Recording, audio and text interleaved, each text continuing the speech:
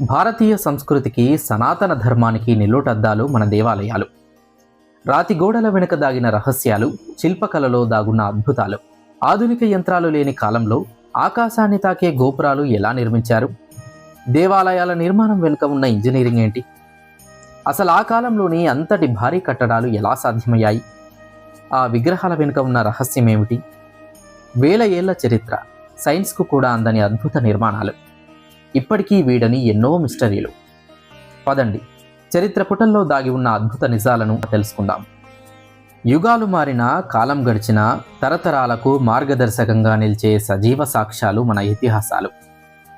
పురాణాల్లో చెప్పబడిన అద్భుతాలు కేవలం కథలేనా, లేక వాస్తవాలా? లేక మన పూర్వీకులు సైన్స్ను కథల రూపంలో నిక్షిప్తం చేశారా? విశ్వం ఆవిర్భావం నుండి మనిషి పరిణామ క్రమం వరకు పురాణాల్లో చెప్పబడిన ప్రతి అంశం వెనుక ఒక బలమైన లాజిక్ ఉంది. పురాణాలంటే కేవలం కట్టుకథలు కావు, అవి జీవన వేదాలు.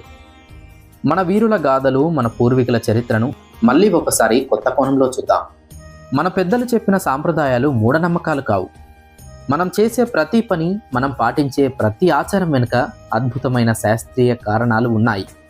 తులసి కోటకు మొక్కినా, ఉపవాసాలున్నా, తలుపుకు దిష్టి తీసినా, గడపకు పసుపు రాసినా, గ్రహణ సమయంలో నియమాలు పాటించినా, తలుపుకు కట్టే మామిడాకుల దగ్గర నుండి పండుగల్లో చేసే వంటల వరకు మన పూర్వీకులు దేనిని ఊరికే నిర్ణయించలేదు.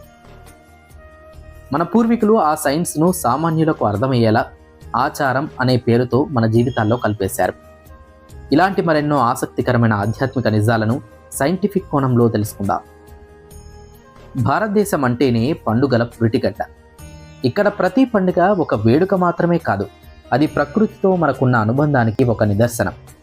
అనాదిగా వస్తున్న మన పండుగల విశిష్టతను నేటి తరానికి అర్థమయ్యేలా వివరించే ప్రయత్నమే చతుర్యుగ ఫ్యాక్ట్స్. నమస్కారం, నా పేరు ప్రశాంత్ చింతల. మరుగున పడిపోతున్న మన సాంప్రదాయాల వెనుక ఉన్న అద్భుత వాస్తవాలను తెలుసుకునే ప్రయాణంలో మీరు కూడా భాగస్వాములవ్వండి. మీరిచ్చే ప్రోత్సాహం నాకెంతో అవసరం. మీరిచ్చే చిన్న సబ్స్క్రైబ్, లైక్ నాకు కొన్నంత బలాన్ని ఇస్తుంది.